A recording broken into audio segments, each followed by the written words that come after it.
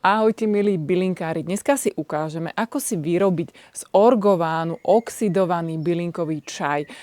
Orgován po česky je šežík, určite ho každý poznáte, pretože keď sa povie orgován, väčšinu napadne vôňa z detstva, starých záhrad alebo takých májových kytíc vo váze, ale málo kto si uvedomuje, že naozaj je to aj rastlinka, ktorá sa kedysi používala vo fytoterapii na liečenie a má svoje postavenie aj v dnešnej modernom svete. V dnešnej dobe ho však používame skôr ako okrasnú rastlinku do vázy, ale z neho sa kedysi robili naozaj rôzne limonády, džemy, maceráty, oleje, medy. Mnoho z týchto receptov mám aj ja vo svojej knižke Liečivá sila stromov a plodov. Určite tam nájdete mnoho inšpirácií.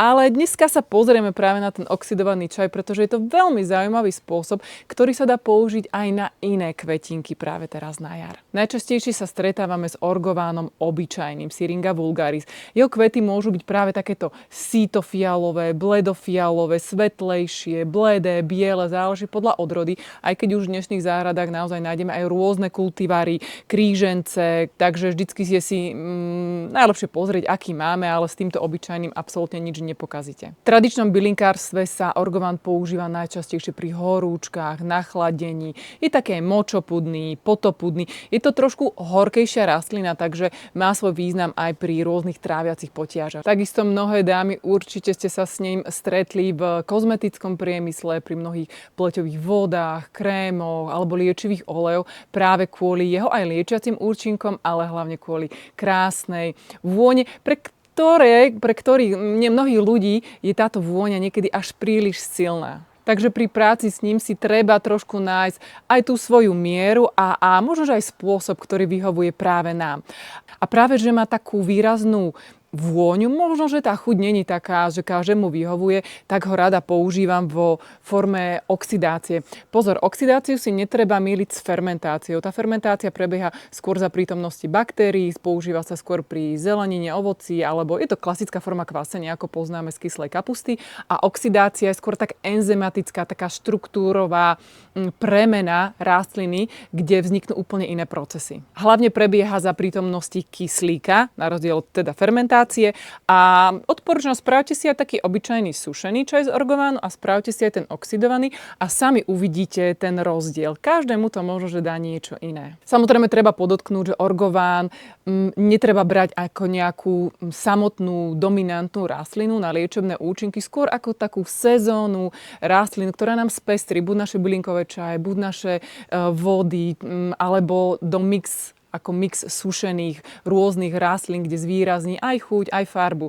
Takže verím, že aj vy si nájdete ten svoj spôsob. Ja ho najradšej používam vo forme cukru, soli, práve takýchto vodných macerátov, oxidovaných čajov alebo rôznych zmesiach. Na začiatku treba zdôrazniť, že je dôležité si dávať pozor hlavne na to, odkiaľ orgován zbierame. Určite nezbierame kvety pri cestách, na miestach ošetrovaných chémiou, ani z okrasných výsadieb, o ktorých nevieme, či boli striekané alebo nie. Na spracovanie zbieram iba samotné kvietky, zelené stopky, listy, kôru, ani plody nepoužívam. Jednak zhoršujú chuť a pridávajú horkosť, ale hlavne majú iné obsahové látky, zloženie. Orgován napríklad obsahuje syringín, ktorý sa spája najmä s rodom syringa, jeho latinský názov, no pri takom bežnom domácom použití sa držím naozaj radšej kvetov ako jemnej aromatickej časti rastliny. Najskôr si nazbierame čerstvé kvety orgovánu, doma ich pretriedíme, vytrasieme drobný hmyz, odstránime čo najviac zelených stopiek. Práve tie môžu do výslednej chuti priniesť viac horkosti. Ďalším dôležitým krokom je tzv. Zmasakrovanie kvietkov. Áno, vyzerá to možno, že tak drasticky, ale naozaj treba narušiť štruktúru, aby sa začala púšťať vôňa, aby sa ten kyslík tam dostal, aby začala prebiehať potrebná oxidácia. Potom ich vložíme do čistého skleneného pohára.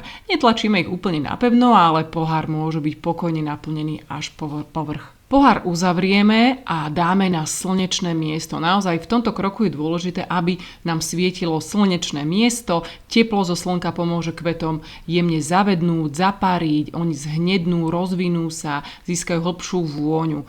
Môžete ich napríklad dať kľudne do auta, do skleníka, za parapetu. Je dôležité teda, aby na nich svietilo priame slnečné žiarenie. Takto ich necháme niekoľko hodín podľa intenzity slnka a množstva kvetov. Kvety zmenia farbu aj vôňu. Potom ich vyberieme, rozprestrieme poriadne, dosušíme v tenkej vrstve na tienistom vzdušnom mieste alebo v sušičke pri nízkej teplote. Treba to sledovať, kedy zmenia vôňu aj farbu. Nemalo by to kvasiť, plesnivieť ani zapáchať. Cieľom je naozaj jemná oxidácia, nie pokazená hmota. Na prípravu čaju stačí malé množstvo, približne 1 čajová lyžička na šálku. Zalejem horúcou vodou, nechám lúhovať pár minút a ochutnám. Orgovánový čaj môže byť jemne aromatický, kvetový, ale aj trochu horkastý. Preto ho môžete kombinovať napríklad s lipou, medovkou, jablčnými šupkami či kúskom medu.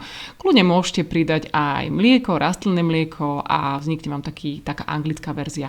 Čo je dôležité, keď sa čaj usuší, zavrieť ho do sklenenej nádoby, odložiť na suché a tmavé miesto a nechať ho odležať. 2 až 4 týždne je ideálna doba, aby ten čaj trošku dozrel, aby sa zharmonizoval, aby sa zjemnili, vyvážili rôzne chute, niektoré sa potlačia, niektoré sa zase viac vyniknú, farba sa jemne zmení a vtedy ten čaj má úplne takú inú chuť, ako keď si ho hneď zalejete. Ale môžete to skúsiť a dajte mi vedieť do komentárov. Určite som aj zvedavá na vaše nejaké tipy, spôsoby, ako s orgovánom pracujete. Ďakujem za dopozeranie tohto videa až do konca. Verím, že vám to ponúklo nejaké nové inšpirácie, podnety na ďalšie tvorenie vo vašej kuchyni.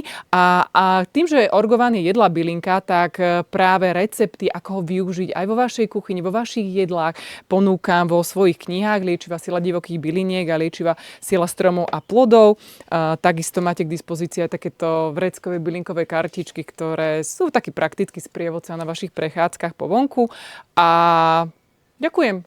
Srdiečko, like, odber, prípadne zdieľanie tohto videa ma poteší a rozšíri obzory možno aj iným ľuďom, ktorí vôbec nevedeli, ako sa orgován dá využiť. Majte sa krásne.